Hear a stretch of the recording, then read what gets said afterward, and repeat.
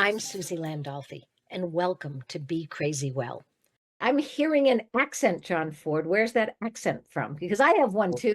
It's not as nice well, as well, it's so funny because I've been living in the United States since '96, and that's one of the most common things that I get is people announcing to me that I have an accent. Isn't that And I amazing? normally, You didn't it know. is, You I did. know, and then I always say back to them, so do you.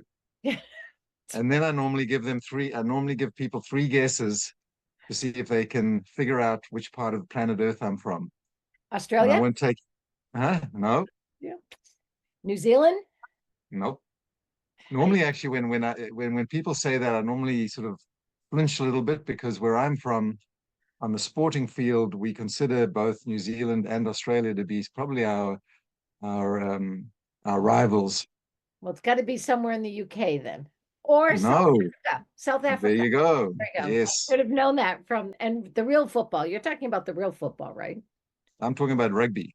Rugby. Oh, that's even Yes. better than soccer. That's better than our football. That is by far the best ball sport ever. And I'm sorry to tell you, I'm a huge All Blacks fan. I understand. They Only truly because are of Haka. the Hawk. Every time I see Mm, a mm, Haka, mm, I am moved to tears mm. because we don't do white people don't do ceremony like that. Right. We don't.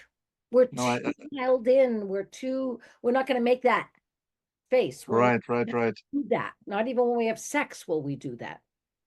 It is sad that we have in the West sort of so sanitized our lives that we've taken ourselves away from ritual and Right. ceremony and those activities that bring us together and connect us and motivate us to focus on a task at hand. That's right. Um, And it's spiritual. It's a hmm spiritual calling. hmm And to put that with a sporting event is even hmm more crazy for all of us that come from this kind of what I call this repressed culture and oppressed. I mean, we're the oppressor. So I just can't tell you. And here's how interesting this conversation is going. John, the Haka to me and the acknowledgement of spiritual of connection that we're going to have this confrontation and yet we're here to do it in a respectful ceremonial and empathetic way. So how did that just help bring us into what you do? And so for me, that's what it's all about.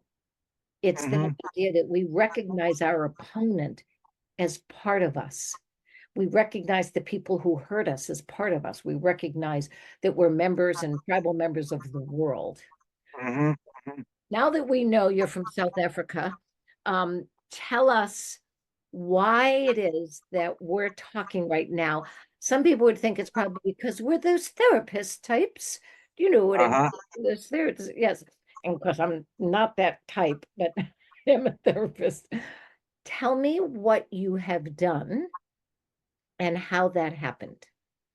All right. Well, that trying to think of which version of how to express that, but let's start with where I'm from, right? Because I'm from South Africa, so I was born into this beautiful planet Earth, into a part of the world where people hadn't really figured out how to get along. And in fact, as we note, there are differences in the world, like we do have different accents and things like that. And that can all be very fun and interesting, excepting when we couple it together and give one group power over the other group. And so when you add power to that perception of difference, you end up with horrible things like racism and sexism.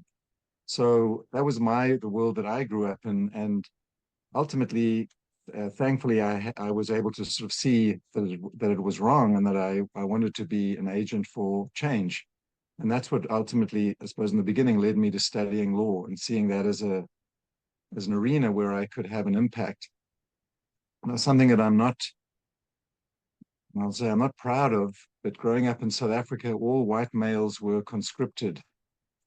And it's something that I have a little bit of an issue with my beloved mother who's passed on, because at 17, I was well, not recruited, conscripted by the South African Air Force, and so I spent 2 years in the Air Force.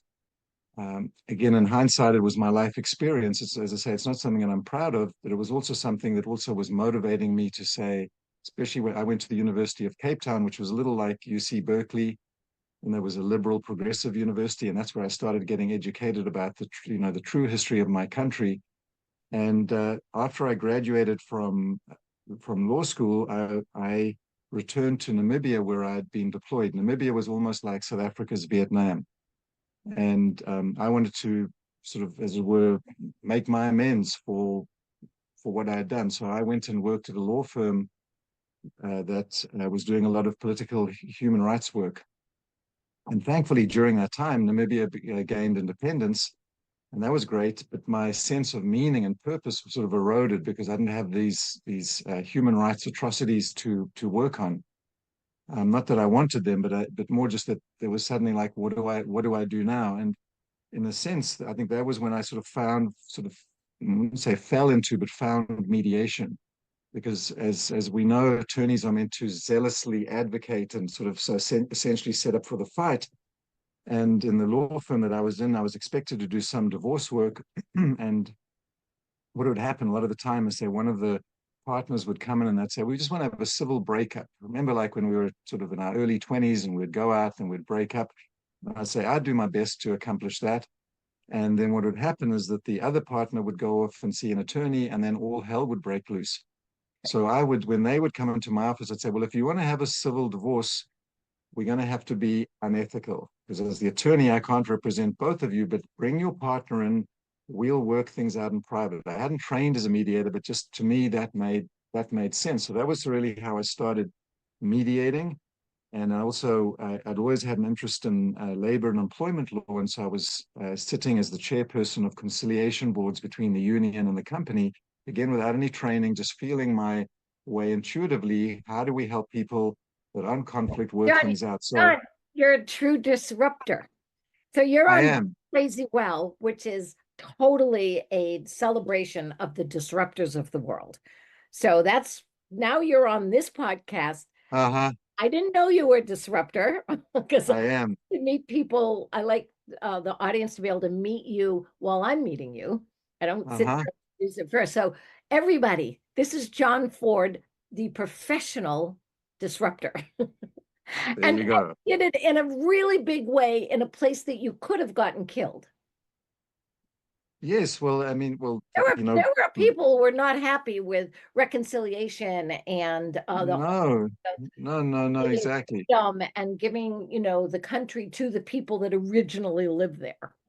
Exactly, exactly. So, and again, so I think that, and then, so that more just speaking to that fact of growing up in a society at conflict with itself, but then also living in a home where my parents were really waspy. So I didn't, at least in terms of my interpersonal conflict experiences, I hadn't really developed that sort of muscle, but cognitively, I really got this was wrong. I wanted to be part of that change.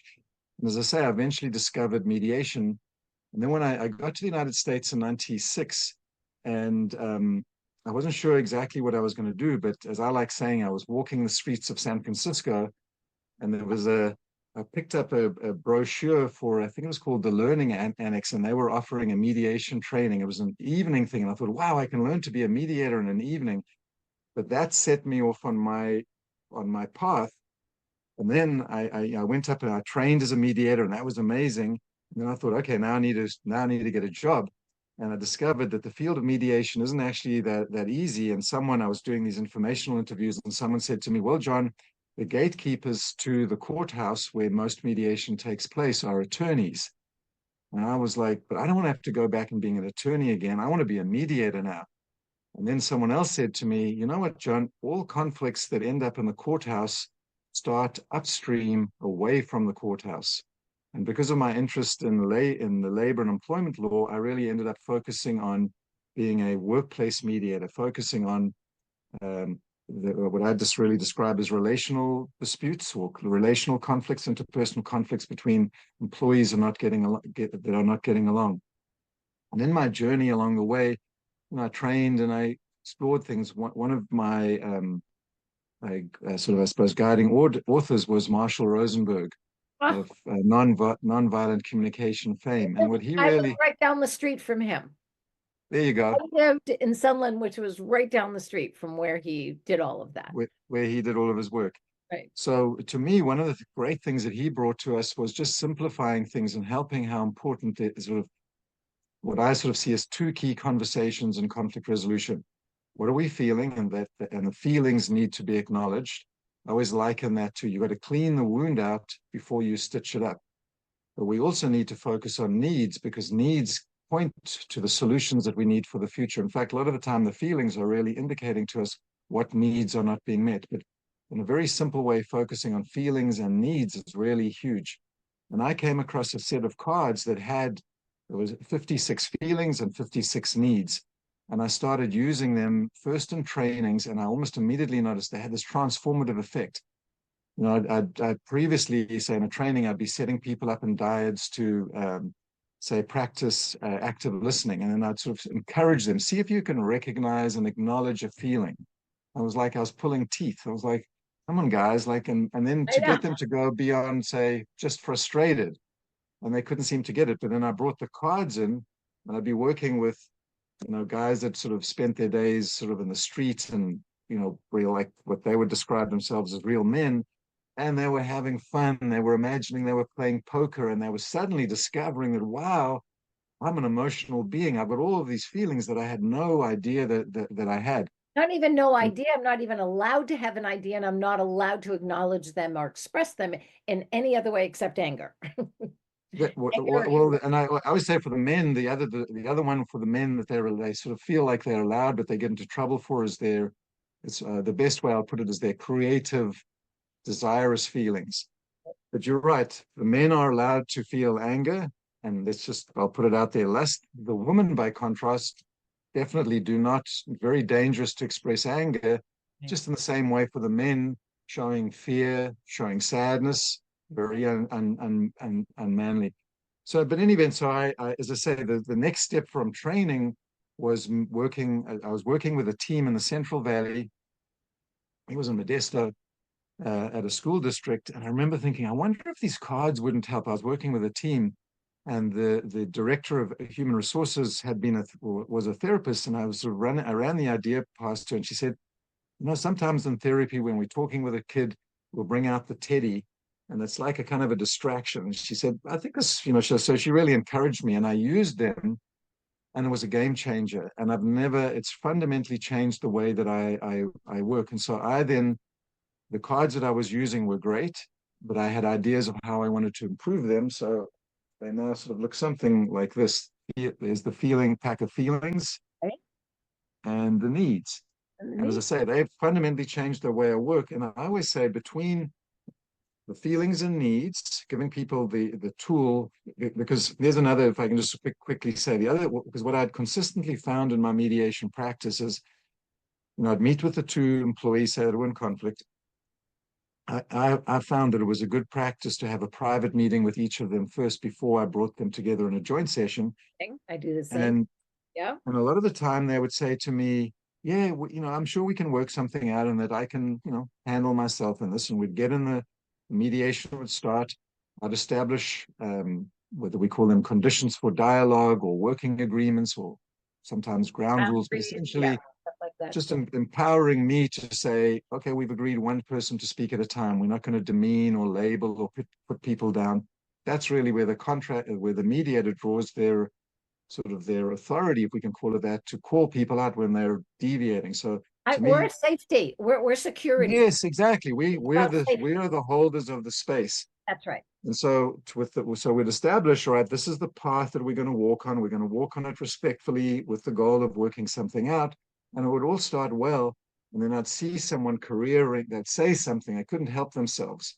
And they'd career off the path. And I'd be like, oh no, no, try and get them back. And sometimes I was successful, sometimes I wasn't.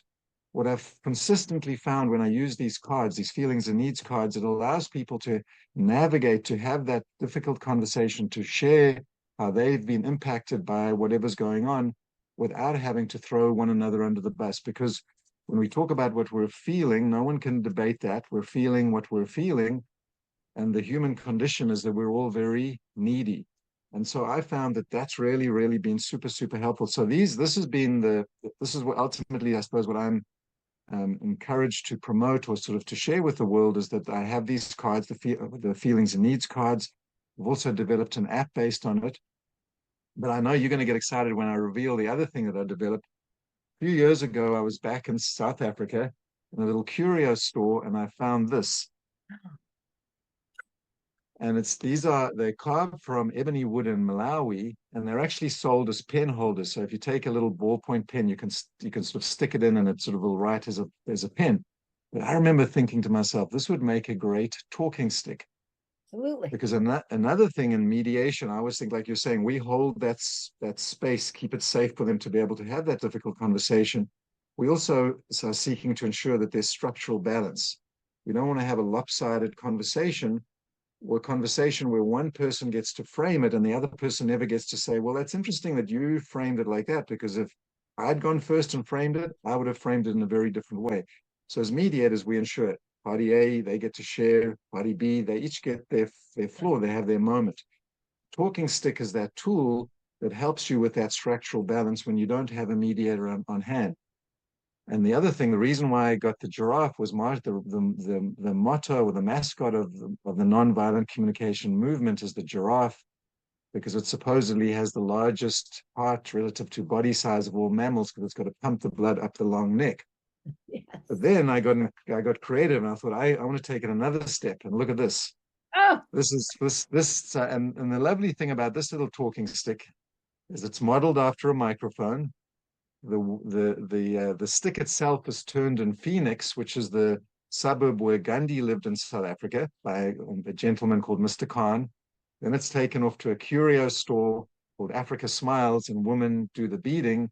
Someone else in Southern Africa makes this handy little bag that it goes in, and we now have talking sticks. And the great thing is, what I've been amazed at is how few people are aware of talking sticks as just even as a concept and as well, a that's almost tool. because other people came over here where 6 million people are already living quite well, I might add, Mm-hmm. and then wanted to kill them all off and obviously kill their culture and obviously call them savages when in fact they had a very That quote unquote civilized. they were exactly, and that's something that I also love. I'm often amazed at how few members in this country, if I say to people Iroquois, they definitely like, oh, I've heard, a lot of time they'll say, I've heard of that. And I'll point out, but that wasn't the name they used for themselves. That was the name the French gave to them. Now, I might be mispronouncing it, but I believe it's Haudenosaunee, something like that. Uh-huh. And they had the great peacemaker, and they came together, and I attribute them as the source of the talking stick. And I also am a big Our fan. Constitution is based on their Exactly, ability to be exactly. able to create a safer, more democratic tribe and tribal connection. Talk about relational intelligence. I mean, Thank they you. always had that Mm, connected to their environment, like exactly. they disconnected from. So bless you. So you came over here, you put all this together. And it was funny when I first started talking to you, said I have a client. I immediately went to therapist. And of course, Uh-huh. empathy kit, I thought therapist. And Mm-hmm. that was a nice surprise for me that it actually started with law. And Mm-hmm. I've been a huge fan of mediation. I've been Mm-hmm. in the law field because I think Mm-hmm. that's exactly where we all need to go all the time. And here, when you first came over, you saw that therapists were getting a legal degree and lawyers were getting a psychology degree. Mm-hmm. So we actually have people now that have both degrees. Right, right. I'm working with a couple right now, and I said, I live between the two of you. If there's Mm-hmm. children, then I live with the children. Mm-hmm. Where I live within that space, so that this is a safe place for two people to coexist. I'm going to ask you something. When people run their lives according to their feelings, Mm-hmm. most of those thoughts and feelings, I'm going to say the people can do thoughts, feelings, and actions. That's all we got. Mm-hmm. So when I meet people, I'm understanding that, myself included, that I ran my life on my thoughts and my feelings. The trouble is, those thoughts and feelings came from how I was trained, meaning how Mm-hmm. my childhood. That's Mm-hmm. trained. So Mm-hmm. now I'm running my thoughts about myself, my feelings about the world, my feelings about life, based on a training that may have been horrific. Mm-hmm. Right? So most of what I think about myself and feel Mm-hmm. about myself was Mm-hmm. either given to me or told to me. Now I'm Mm-hmm. trying to have a relationship with someone who's also bringing in their childhood, all those Mm-hmm. thoughts and feelings. Mm-hmm. Mm-hmm. Sometimes when I'm in conflict with another human being across from me, I'm actually yelling at my mother. I'm actually Mm-hmm. yelling at my Mm-hmm. father. I'm Mm-hmm. actually reliving and redoing all of that trauma that I experienced because I haven't processed all of that. And Mm-hmm. then it makes me do actions that I feel justified in. Mm-hmm. And so, one of the things I want to ask you is, have you ever done this work where you absolutely had to stop some of the actions? Did you ever have to? That's one question. The second question is, what do you do to help people not run their lives on their thoughts and their feelings? They can be acknowledged without using them as justification for abuse. Okay. So is that's well, I'm trying to think where to start. Maybe I'll just start with your question. So have I ever stopped actions? And I suppose what I'm really wanting to do, I want to sort of respond to what you shared in terms of thought, action, thought, feeling, and action, and that sort of idea of us projecting or transferring onto, say to our partner what we really should be addressing with our parent. Um, and so again, it will allow me I'm going to be that disruptor Good. and I answer your love question a little bit disruptor. in my kind of way.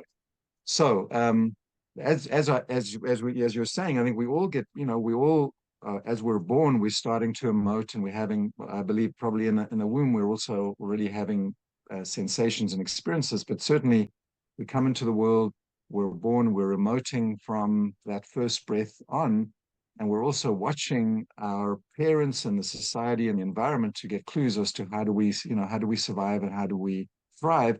And it is tragic the way we socialize one another in terms of both, you're right, both our feelings and our thoughts. As I mentioned, remember I said, I came from a family where it was all about sweep it under the rug, avoidance.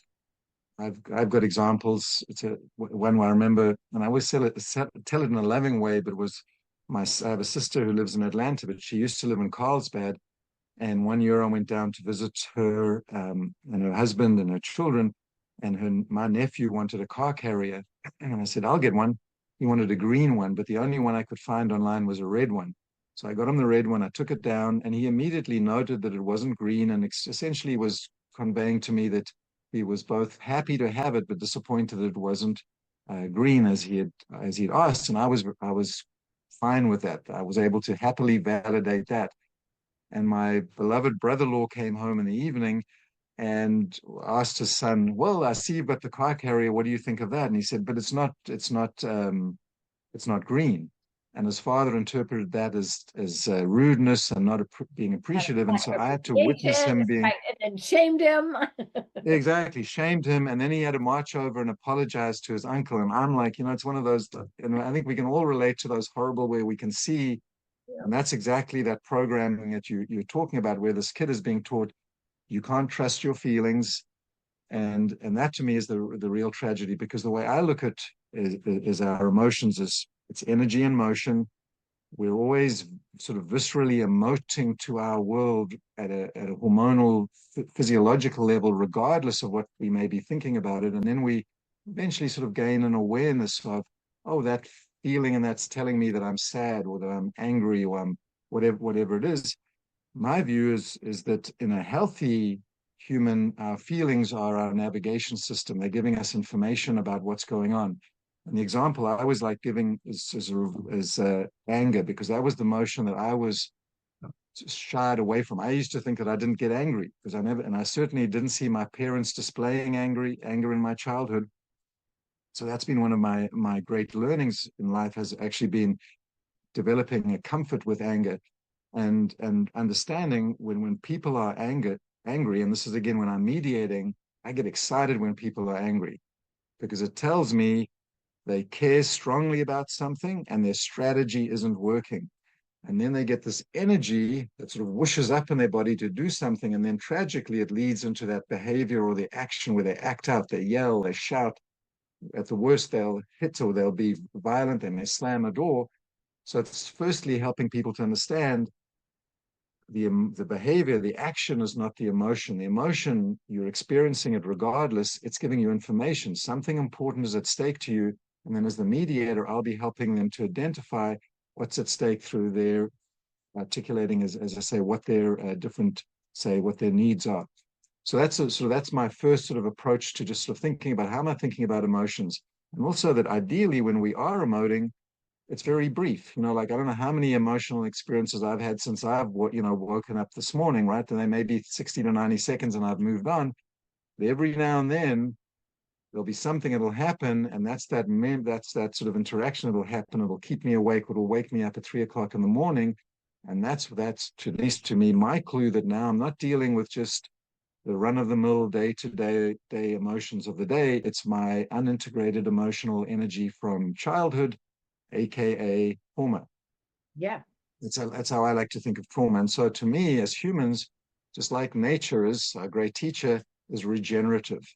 When the tree loses a branch, it doesn't say, well, I'm definitely not going to grow anymore after you just did that to me, big wind, right? It figures out a way to grow a new branch and on it goes.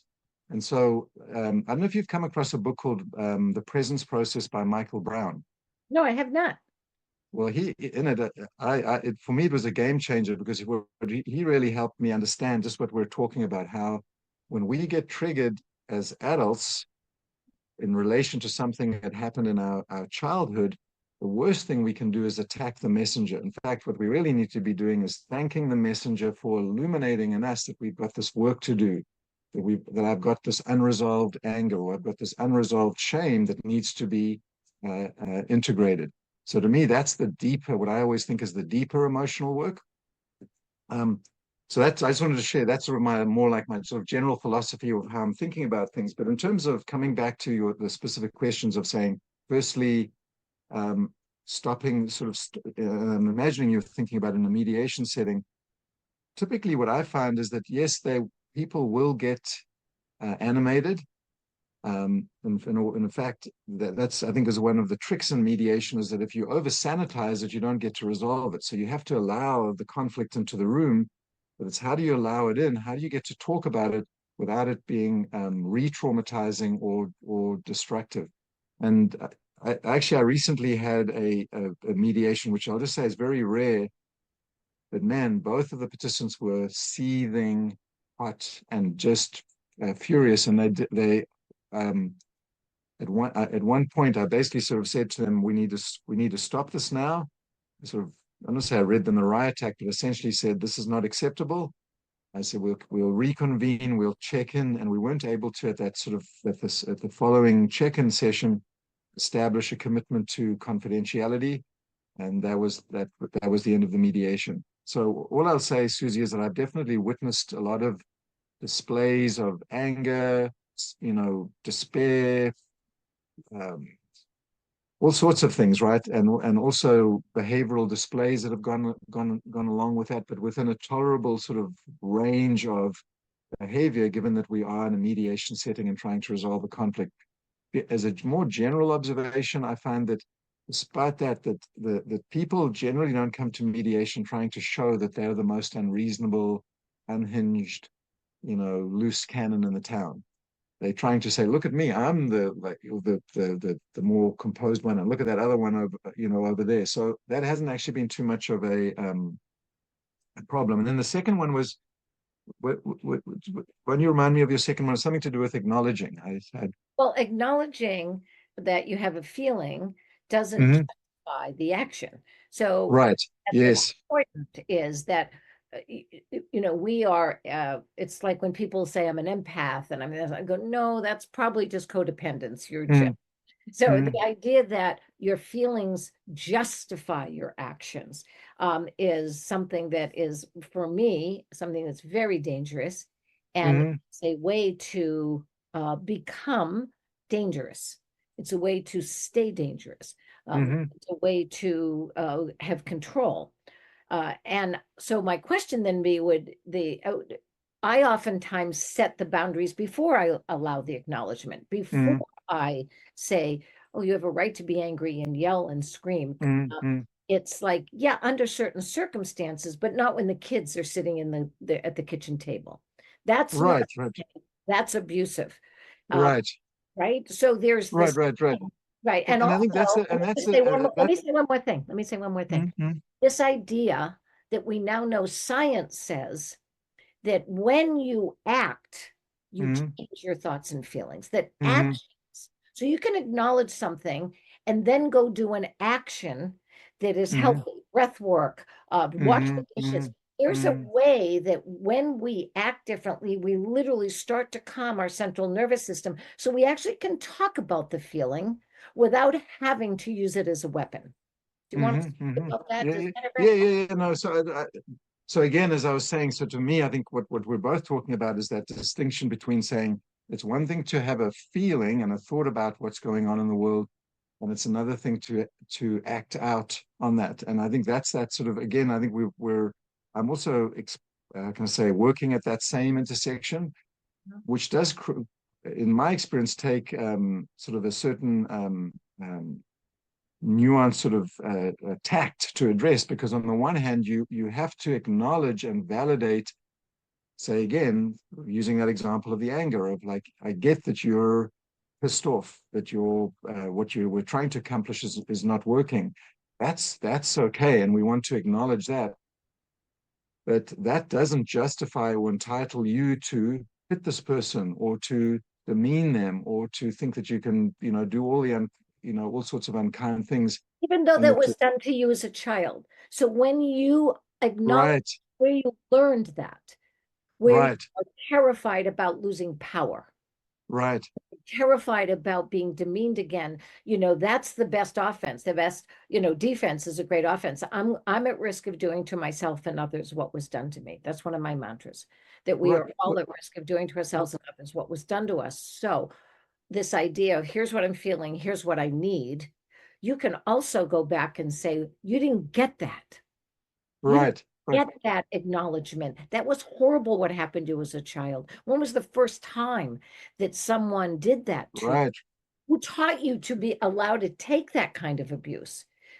Children learn. So Susie, so I think what to my mind, I think what we're both sort of pointing to is to say, to my mind, there's two pieces of this puzzle. The one piece is that original core wounding needs to be faced and addressed and honored and integrated. In other words, it's that I know it's a little bit of that hokey sort of thing, but it's that feel it to heal it, allowing yourself to feel what you couldn't feel as that child, not to be resisting it, not to be telling yourself, oh, be bigger than this situation, but let yourself have that feeling. So you've got that on the one hand. And then in addition to that, so whatever each person's going to have their range of unintegrated emotional energy from the child. But in addition, during that childhood phase of life, we were being programmed to respond to those emotional challenges in a particular way. And what I've observed, the big two pathways are that either you're going to be a displayer, in other words, you're expressing that energy, and those are the ones that often have the anger management issues, and they kept told like, dude, you got to chill, you can't do that. In the beginning I was actually a little bit more, I would say, prejudiced because of my background against those folks, and I've now come to really appreciate them, because even though they are acting out, they're at least in touch with their emotion, and we can sort of modulate their To work behavior. with. There's something to work with there. Something to work with. On the other hand, though, in terms of those very two broad pathways, there's the displayers of their anger. That was the one program that we get taught. The one that I got taught was not that. I got taught to suppress, not to express. And then the danger with that is passive aggressive behavior.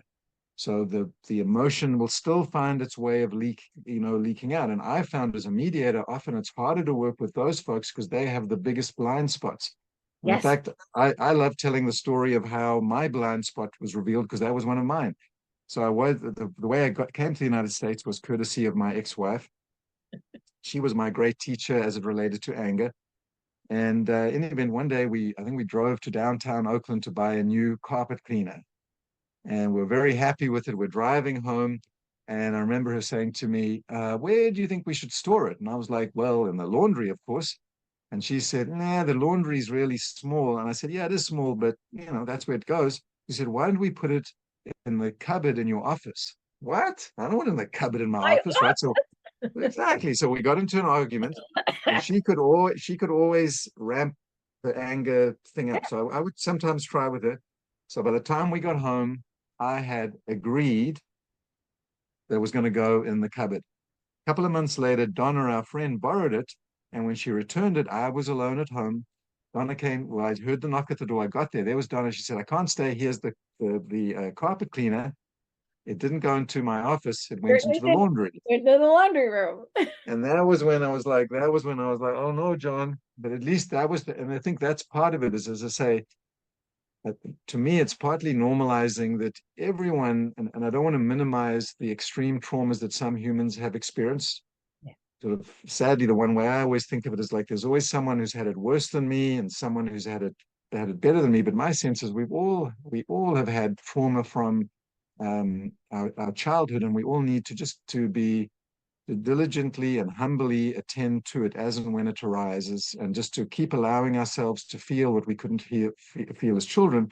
But where we do have more, I would say, more agency is in terms of the way we reprogram our behavioral responses Yeah. to the Training. situations. I Yeah, work and with that's the athletes, I training. work with combat veterans, and I work with lots of people, but those Mm, particular two um, cultures and activities and trainings, they know how to train and they know how to mm, retrain.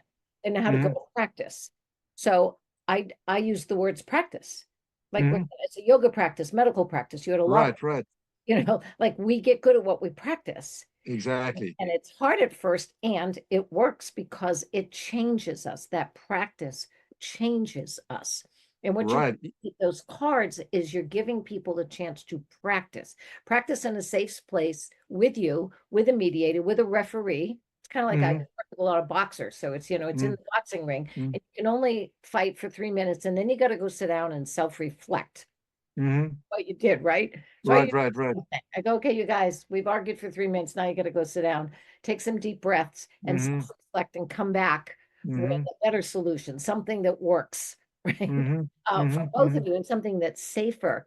I really appreciate this. We have a few minutes left, so I want to make sure we first of all, I want to make sure you get to tell us everything you want to tell us about this wonderful kit, how to get it, mm-hmm. all of that, and what is it that you have and continue to learn about yourself? I think sometimes people see us as done. We're done, Mm, fixed, mm, mm, mm, all of that. And the reason why I do this work, and I actually don't use my license a lot anymore, I do mental health coaching. mm, Reason I can do that is the same disruption and unethical thing you did, which was to me very ethical, which is I can go, boxing with them. I can go hiking with them. I can go to their house, to their family, can have dinner with them. I can do all of these things with them and be present with them. I can talk to them 20 times a week. They can text me. We can have short calls. So mm, as long as my principles I hold safe. And mm, where we are and what we do is absolutely imperative in order for us to practice being the person they deserve to be and the life mm, they deserve to live. mm, mm. About things you're still learning and why this is so important to you. Well, um, as I say, what I keep humbly learning is despite how much work, as I say, I have done, how much yet lies ahead. Someone used the image of a vat and said, if you think of your various core woundings in life, your childhood traumas, and once you've identified them, you say, all right, so I've got this vat of unresolved, unintegrated anger, emotional energy. I've got another vat with a whole lot of shame from the stuff that happened to me as a little boy on the playing field at school with other, boys, whatever it is. But for each one, I've got a vat. And so each time in life I get triggered, it's that for me, it's just that humble reminder that I've still got work to do, and that it's really, so each time I get triggered, I imagine that I'm opening that vat. When I allow myself to feel it, to heal it, that's when I'm continuing to reduce that negative emotional charge But in me. you're not a So hypocrite. You're not just helping other people get no, better. no, no, no, no, no. I We're say all in that this. with all due We're love and all in this. respect, because there No, are a we're all in lot this of, together. No, yeah. no, no. I'm very much a work in progress, and I keep using my life experience to gain my sort of my insight. So one thing, for example, I'll tell you is a practice that I found so helpful is, um, again, it's at a cognitive level, I can sort of recognize, okay, so let's just say it's anger. I've this interaction with this person. I asked someone to do something. I trusted them. Now they haven't done it. Now I'm, kind of angry again. And I'm like, ah. So, to me, when I have that experience I'm sort of sorry, Susie, I'm losing a little bit of my train of thought here. But what I'm really trying to get, now I'm remembering where I'm wanting to go. So what I'm trying to get at is this practice of, as I say, being humble to the reality that I still get triggered, being humble to the reality that it often takes me a while before I realize that I've been triggered. And as I say, that's the cognitive thing where I can eventually, oh, John, you've been triggered. And I'm like, oh, man.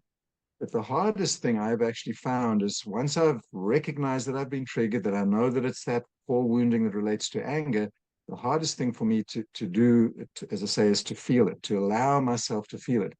So I'm gonna rise a little bit, but what I'll do is see, I put my hands on my belly. Right? So what I've found as a practice is what I do is I put my hands on my belly, and this is often at about 3 o'clock in the morning, and I'm lying in bed looking up at the ceiling, and I'll say, okay, this person, this messenger who's pissed me off, who stimulated my anger, it's not theirs. They didn't make me angry. It's in me, it's mine. I'm now going to be curious about it. And I breathe deeply into my belly. I sort of push my hands out.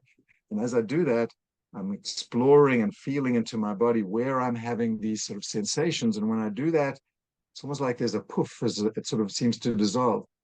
But again, where I keep coming back to saying is that what I know is that it's not like, oh, now I'm done and dusted, I'm clean, squeaky clean, good to go. No, I That's know why that I I said still have work to do. you're not, you're, so one of the things I had a problem with being a licensed therapist was the hypocrisy. Mm-hmm, It's implicit. They say take the Hippocratic oath. I say we take mm-hmm, the hypocritical oath. And I can mm-hmm, quit smoking, quit drinking, and lose 100 pounds, and go home and smoke a carton of cigarettes, drink a gallon of wine, and eat a whole friggin' cheesecake myself. mm-hmm, mm-hmm, And so when I realized that coaching meant that, and training meant that I'm never going to ask you to do anything I'm not doing or I haven't mm-hmm, done. It's that mm-hmm, simple. And here's mm-hmm, my principles. So when I do get activated, I like to use the word activated, not triggered, because I mm-hmm. working with combat veterans for so long, I've shot a few guns. Okay, yes. Yeah, That's and the thing about a gun is really mm-hmm, interesting. It's like got a butt, which I always make fun of. So it's got a mm-hmm, butt, got a barrel, and it's got a trigger. It's got ammunition. And if you pick it up by the barrel, mm-hmm, you can't put your finger on the trigger. So that's one thing. The other thing mm-hmm, I realized was that if I don't even pick up the gun, I can't put my hand on the trigger. But if I get up in the morning ready, I'm ready, and I grab mm-hmm, the gun and I'm mm-hmm, holding, I'm just waiting for someone. mm-hmm, mm-hmm. Hey, I'm pissed Right, off today. I'm scared. Someone's gonna. right, right. And why is that person driving so slow? This is my road. Mm-hmm, All mm-hmm, that kind of mm-hmm, crap. And I'm defending myself. So then I'm able to be triggered. And what I love about what you said 3 times bed, 3 o'clock in the morning. I listen to what people say, and the ones they repeat are the most important. It was not safe for me to sleep. If I mm-hmm, so sleeping, I was never given permission. So fear and sadness come up all the time for me when I sleep. And so I had to tell myself, I don't need to sleep. I deserve to sleep. mm-hmm. I don't need to have a therapist. Mm-hmm. I deserve to have a therapist.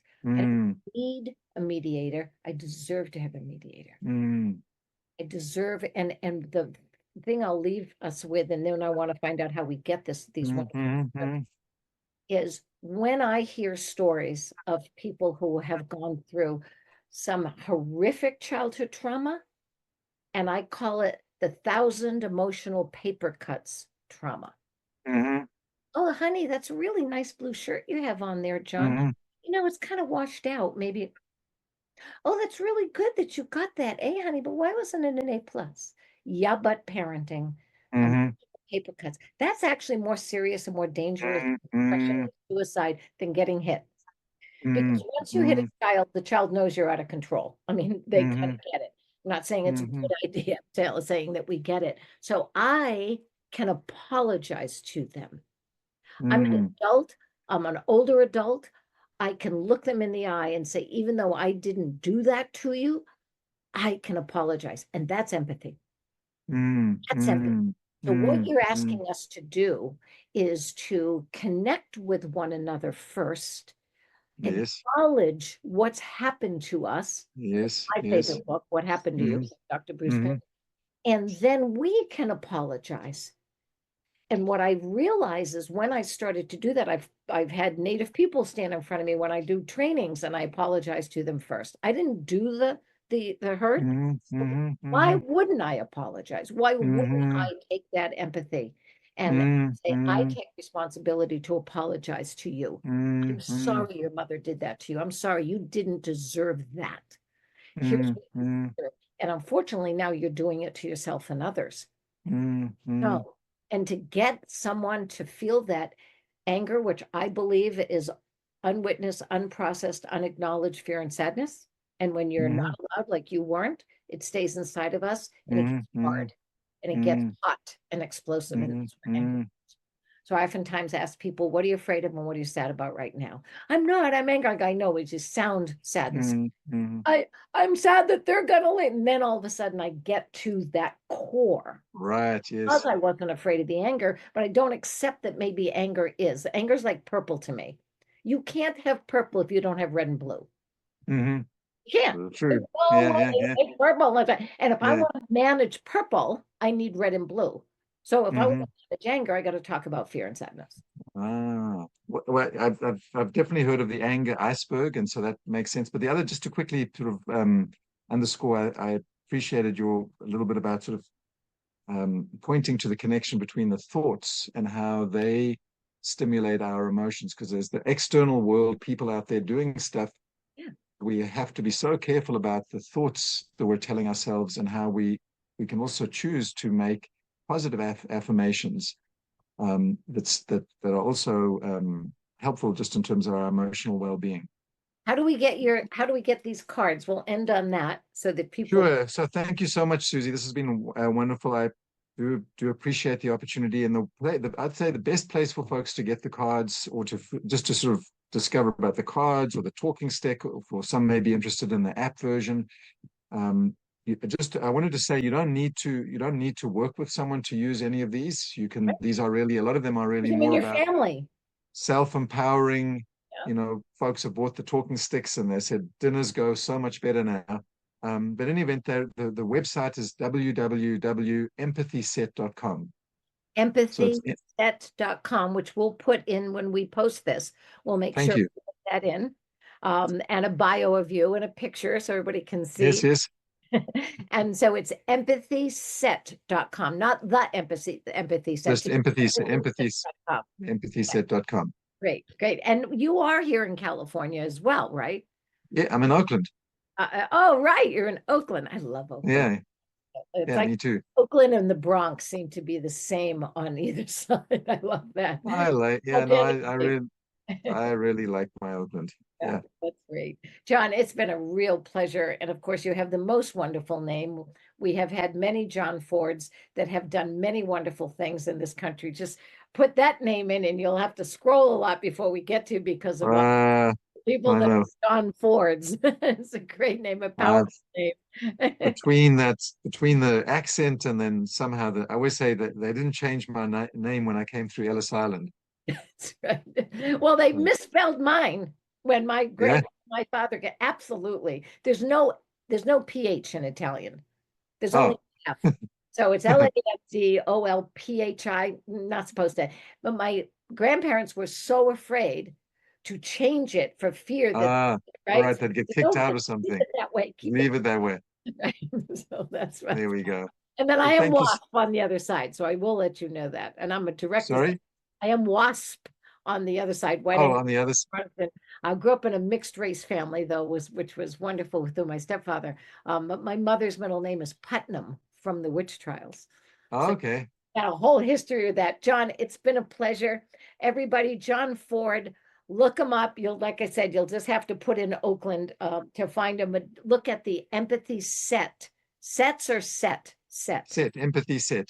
Empathyset.com. And like I said, we'll put it, we'll type it all up so that people can find it. And what a pleasure. Thank you for the work that you're doing. Thank you for the wonderful acknowledgement to Native peoples and what they have brought and how much they have suffered, not only in Africa and South Africa, but here in this country. So bless you for saying, for thanking them, actually. That's what we do when we appropriate something. There's often times we're thanking people and saying, this is something we all should be doing. And thank you for Mhm. acknowledging that Mhm. that's where it comes from. Well, and I thank you, Susie, for the opportunity and also for your holding the space for that. In other words, because it's not on every podcast that I could have expressed myself in the way that I did. And I appreciated that. And I really appreciated how you see the oneness of all life, so that when someone expresses a trauma that weren't the visitor or the cause of it, we can still acknowledge it. We can still say we're sorry. And I think that's so important. And there's so many wrongs that have happened. I was so grateful in South Africa that there was the Truth and Reconciliation Commission. I'm always deeply troubled and saddened that there's never been an apology for slavery in this country, Right. all the horrors that have occurred in this, to get America to be, or the United States of America to be where it is. But I also like to call that out. And another thing, and I'm sorry, I'm going on a little bit here at the end, but another thing in my work that I also try to do, just like I did in the beginning of owning that I'm from South Africa. It's not always that easy being a tall white male from South Africa. And so what I try to do is to role model the fact that I was, as an innocent baby, socialized in a racist society. Um, I love my parents and the society that I come from, but I'm not proud of what they taught me. But as we grow up, I have taken responsibility for that the racial programming, and my intention is not to live a life from a perspective of treating people differently because of their race. But I also am humble enough to know that I still misspeak. I still do things that I'm embarrassed about, and I keep learning. And I think I really believe is the path forward, rather than trying to pretend that we're not Right. what we are. Well, I want to thank you as a white male from South Africa for what you're doing, what you're owning, what you're changing, and your principles, because there's a few other white guys here from South Africa that aren't doing that. Won't mention any names. And so bless. Elon, Yes, thank you. That's it. yes, So, yeah, he's lost and the plot. yeah, he's not Clearly, helping. And no, I wish no, him that I hope no, someday that somebody like that, and when they come from trauma, they understand they are at risk of doing to themselves and others what was done to them. And that's a perfect example. yeah, yeah. Bless you, Thank John you, Ford. Susie. You Have take a well. great day. Thank you. Bless Bye you. now. Bye bye.